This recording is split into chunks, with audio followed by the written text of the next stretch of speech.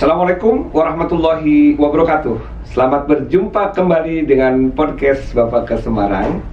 Disiarkan langsung dari Jalan Pahlawan nomor 1 Simpang 5 Semarang.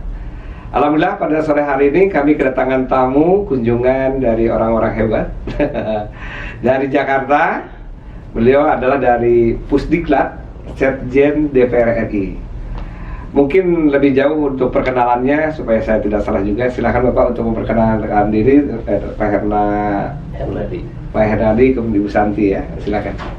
Baik, terima kasih Pak Asep atas sambutan kami.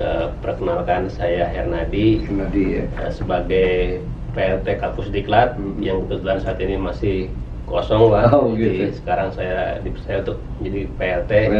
Ya, sampai nanti terisi jabatan yang definitif. Di samping saya ada Bu Santi, beliau adalah bidai suara ahli media. Silakan Bu Santi, perkenalkan. Baik. Sebelumnya terima kasih banyak Pak. Ini Terima kasih, suatu Bu Santi. kebanggaan bagi kami langsung diundang podcast jarang-jarang ya Pak. Iya. Barusan kali ini kami berkunjung terus langsung Sudah berapa kali podcast? untuk diundang di kegiatan Basement ini baru pertama Wah. kali. Baru Langsung pertama, ya. jadi artisnya Bapelkes. Masya Allah. Ibu Dr. Santi lulusan mana? Saya di Makassar Pak. Unhas. Iya, Universitas Muslim Indonesia. Oh, Umi. Iya, Umi terkenal. Masya Allah. Kebetulan saya juga dari sana, dari Iya, Wajo Pak. ya. Iya. Dan saya juga PLT Pak dulu. PLT Presiden Paguyuban Asep Dunia. Wah. Iya, saya dulu PLT pejabat lillahi ta'ala. Masya Allah. Berarti Dan sekarang saya jadi sekretaris pendekar PAD. Pendekar itu pengurus Dewan Pakar. Baik. Alhamdulillah Bapak Ibu sempat berkunjung ke Bapak ke Semarang ini, kira-kira tujuannya untuk apa Pak ke sini? Baik, jadi seperti ketahui bahwa saat ini Pusdiklat DPR sedang bertransformasi Pak menjadi pusat pengembangan kompetensi legislatif. Pusat pengembangan Kompetensi legislatif. kompetensi legislatif. Iya. Wah, ini suatu cita-cita yang mulia ya. Berapa banyak anggota DPR, DPRD se-Indonesia yang akan dilatih oleh Bapak, termasuk DPD juga mungkin ya nanti. Jadi Masuk di dalamnya. bukan anggota DPR Pak, tapi untuk pegawainya Pak. Pegawainya ya, dapat dihitung lah. Kan DPRD itu iya, ada betul. pegawainya, ada legislatornya, Iya, dan betul. sebagainya. Iya, jadi saya sih belajar untuk bagaimana penerapan PNBP. Karena kalau kita belajar dengan rupiah murni mungkin tidak terjangkau. Iya, betul. Karena kan Bapak juga melatihnya orang daerah ya. Iya. Kecuali ya kalau orang pusat seperti kami dari rupiah murni, tapi begitu orang daerah ya mau tidak mau menggunakan fasilitas kita, menggunakan pola PNBP. PNBP itu penerimaan pajak, bukan penerimaan negara, bukan pajak. Kalau Ramadan itu biasanya pakai niat, bukan paksaan katanya.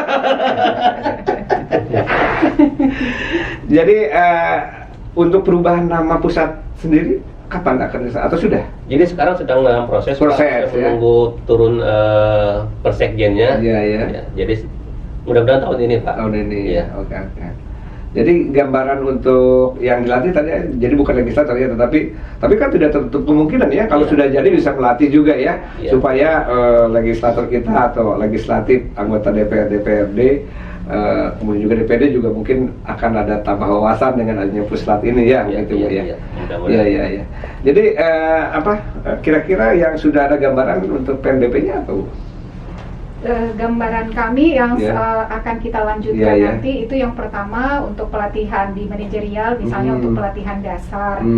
Selanjutnya juga ada PKP, karena kebetulan untuk pelatihan dasar Latsar dengan PKP kami sudah memperoleh akreditasi. Iya, dari LAN ya? Dari Iya, LAN, di ya. samping juga memang akreditasi lembaga. Iya. Selanjutnya kami juga memiliki potensi untuk melakukan pelatihan-pelatihan untuk jabatan fungsional. Betul. Seperti tadi disampaikan oleh Pak PLT bahwa kami itu instansi pembina 5 jabatan. Iya. Jabatan perisala legislatif, asisten perisala legislatif, analis APBN, analis legislatif, dan APUL, analisis pengawasan. Jadi kami memiliki tanggung jawab moral untuk bisa mengembangkan potensi rekan-rekan kami pejabat fungsional yang dari Sabang sampai Merauke Pak ya.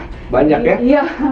Itu kami harus bertanggung jawab. Jadi untuk melaksanakan pelatihan fungsional untuk mereka. Gitu. Dan enaknya sekarang Pak, pelatihan sekarang itu tidak seperti dulu full 100% tatap muka. Iya. Jadi dengan apalagi dengan COVID kemarin ya, ada manfaat ilmu, kemudian pengalaman ya. Iya. Dan pengalaman kan guru yang terbaik ya, betul nggak?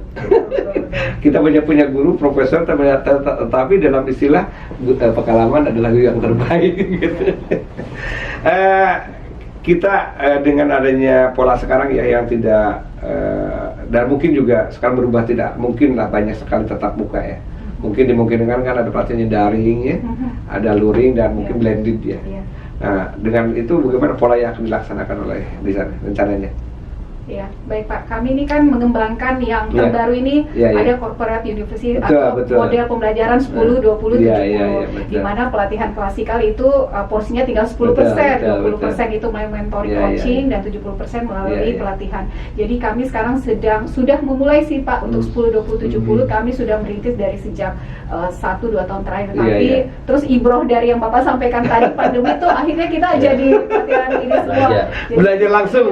Jadi kedepannya kita juga akan mengembangkan pelatihan tersebut. Oleh sebab itu mulai dari kurikulumnya juga kami sesuaikan Pak, pedomannya kita sesuaikan sehingga nanti di pelaksanaannya kita akan konsep bahwa klasikal itu hanya salah satu cara. Karena kalau kita klasikal semua terbatas Pak.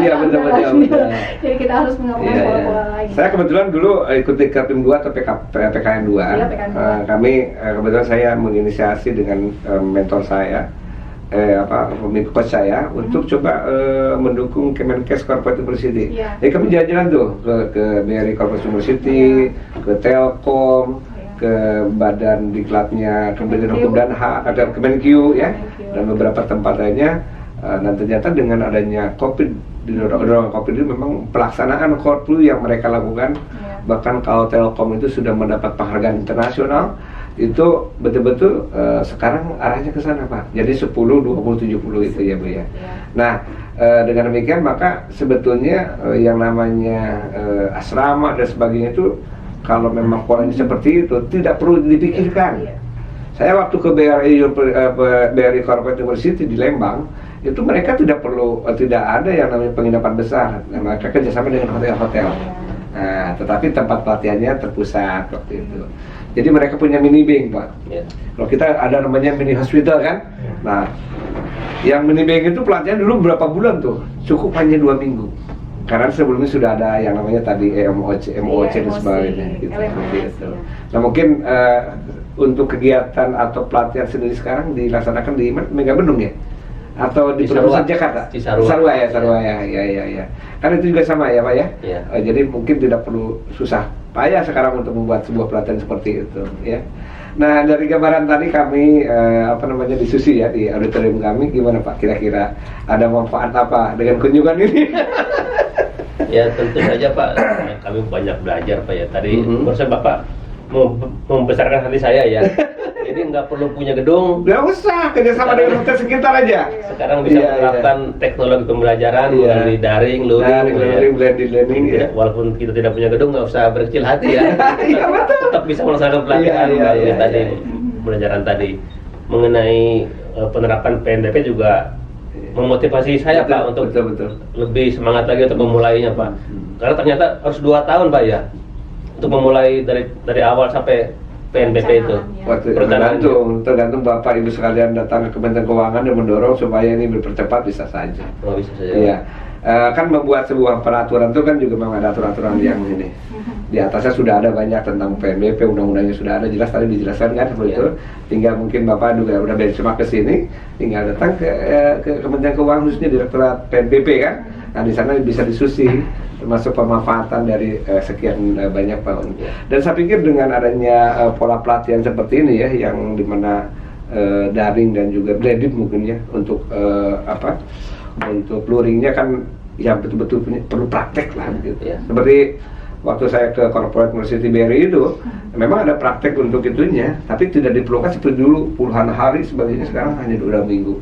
Dan kemudian kerjasama dengan hotel sekitar, kemudian dia menjadi seorang tailor yang baik. Seperti itu. Dan inilah mungkin sama Mbak untuk Ibu. Tinggal proses selanjutnya adalah Ibu mungkin mendatangi ke ini, kemudian bisa mengambil contoh dari kami tentang peraturan pemerintah 64 tahun 2019 tentang PNBP, kemudian tinggal dikaji, kemudian untuk mencari pelatihannya mulai dari sosialisasi bisa dari maupun luring, kemudian tinggal menyampaikan kepada daerah supaya ini itu sudah tinggal Apalagi kalau ada pola kerjasama yang iya sampaikan, betul. Pak, ya. Dan yang paling penting adalah ada LMS-nya, Bu. Ya. Ya, jadi apa namanya, di Kementerian Keuangan sama ada learning management systemnya. Kita ada namanya sekarang udah di launching juga, baru juga Kemenkes juga, itu pelataran sehat gitu ya namanya. Nah, di sana seluruh pelatihan di sana di ini. Kemudian di Kementerian Keuangan kan ada learning Kementerian Keuangan itu ya. Kok lupa saya. Jadi sekarang Bapak tinggal mencari pengesahan aja, Pak. Mungkin bisa 2024 Bapak bisa udah mulai itu. Karena kan polanya itu, pola diperbolehkan untuk pelatihan secara daring. Dan saya waktu di Batam waktu itu saya kunjungan ke salah satu rumah sakit di Denpasar, itu juga begitu. Karena ada amanat undang-undang tentang ASN, kemudian peraturan pemerintah nomor 11 tahun 2017 itu, di mana seluruh pegawai diwajib hukumnya sebuah satker itu melatih ya, itu 20 jam pelajaran. Nah, mereka buat itu, jadi buat semacam pelatihan yang untuk internal. Untuk internal itu gratis, Bu, gratis. Nah, begitu dia sosialisasikan daerah, rumah sakit daerah. Coba saya juga, anak buah saya mau ikut tentang perawat misalnya, tentang BTC yang tidak perlu praktek begitu ya. Kemudian ini dapat langsung sertifikat dan langsung print, Bu, seperti itu. Ya mudah-mudahan ini bisa memberikan inspirasi ya, Bu ya. Mohon doa dan supportnya. Kalau Ibu sekarang ngajar apa aja, Bu, di sana, Bu? Kalau untuk di Latsa, Iya. saya ambil agenda 1, Agenda 1. agenda 3. Kalau pelatihan tenis, misalnya di manajemen persidangan, Begitu ya. Iya, yang Iya, memang iya. ciri khas DPR, Pak. Iya, betul. Dan yang namanya pelatihan ini sekarang kan kalau kami sudah harus ada misalnya TPK, tenaga pelatih kesehatan ya. Itu harus dilatih oleh kita. Ataupun mungkin udah yang tadi ya, dengan TOEFL, dengan TOT dan sebagainya. Dan sekarang kan dengan adanya, apalagi Ibu agak luas ya, manajemen kan bisa mengundang dari mana-mana kan, tentang bagaimana tentang pelatihan tentang perundang-undangan kan, bisa kalau mengadakan kan tinggal kontak Badiklat Kementerian Hukum dan HAM dan sebagainya ya. Kemudian Ibu memandang perlu ini sekretariat DPRD itu harus bisa BLS, Basic Life Support. Undang aja kami. Atau di sekretariat kan ada balai penguatan ya, ada baju kan? Ada. Suruh ikut BTCLS, ATCLS kerjasama dengan kami kan begitu. Iya, betul. Iya. Dan ini waktu juga yang batasi kita, waktu sudah tidak terasa. Tadi janjinya 10 menit udah lewat ini. Mungkin bisa statement dari Pak Nadi, kemudian juga Ibu Sandi. Baik, sebelumnya terima kasih sekali Pak. Di sela-sela kesibukan Bapak tadi, Bapak juga sedang mengajar ternyata. Jadi kami kesini dengan tujuan kami ingin belajar. Kami juga sudah banyak melihat beberapa fasilitas di sini, sudah sangat lengkap sekali ya Mas Andi. Tapi walaupun begitu tidak berkecil hati ya, walaupun kita tidak punya seperti ini, kita tetap harus semangat, ya. Jadi Bapak telah memotivasi kami Pak untuk tetap semangat dalam keterbatasan itu. Mungkin silakan Bu Sandri. Baik, ya, kembali lagi terima kasih banyak. Ini memberi support ya Pak kita untuk mau bisa mengejar ke beberapa tahapan yang memang Bapelkes Semarang sudah ada beberapa langkah di depan kita. Semangat Bapak untuk membangun jejaring dengan pola kerjasama dan motivasi kepada kami bahwa begitu banyak potensi-potensi ke depan yang bisa kita lakukan dan kita kejar sehingga nanti Pusdiklat itu bisa jadi lebih baik lagi. Terima kasih banyak Pak. Pemirsa sekalian, lembaga pelatihan adalah lembaga untuk meningkatkan kompetensi seseorang, kompetensi SDM dan lain sebagainya. Tapi dengan adanya pola sekarang, apalagi corporate diversity ya, itu pelatihan tidak perlu tatap muka 100%. Inilah kesempatan buat kita untuk berubah, dan insya Allah dengan perubahan, karena ya tetap ada perubahan ya. Mudah-mudahan menjadi hikmah buat kita semua. Selamat berjumpa kembali di podcast Bapelkes Semarang selanjutnya. Wassalamualaikum warahmatullahi wabarakatuh.